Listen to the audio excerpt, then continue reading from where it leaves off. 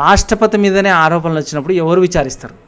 Number 1, రాజ్యాంగాన్ని ఉల్లంఘించినందుకు రాష్ట్రపతిపై అభియోగాలు మోపడినప్పుడు parliament సభలో ఒక ఛార్జీకి ప్రాధాన్యత ఇవ్వబడుతుంది. రెండోది వచ్చేసి పార్లమెంట్లో ఈ అభియోగాల మీద చర్చ కోసం కనీస 14 రోజుల ముందు నోటీస్ ఇవ్వాలి. నోటీసులో మొత్తం సభ సభ్యులతో 4వ వంతు కంటే తక్కువ కాకుండా ఆమోదిస్తూ వ్రాతపూర్వకంగా సంతకం చేయబడి ఉండాలి. నోటీసు స్వీకరించి పార్లమెంట్లో చర్చ తర్వాతనే తీర్మానాన్ని సభలోని మొత్తం సభ్యత్వంతో 3/2 వంతుల కన్నా తక్కువ కాకుండా చూసుకోవాలి. పార్లమెంట్ సభలో ఈ అభియోగం చర్చకు వచ్చినప్పుడు ఆ చర్చకు హాజరు కావడానికి మరియు ప్రాతినిధ్యం వహించే హక్కు రాష్ట్రపతికి అయితే ఉండాలి.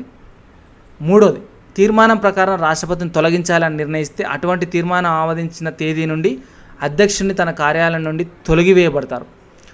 నాలుగోది, తొలగించిన తేదీ నుండి 6 నెలల్లో ఎన్నికలు జరిపి కొత్త రాష్ట్రపతిని నియమించాలి.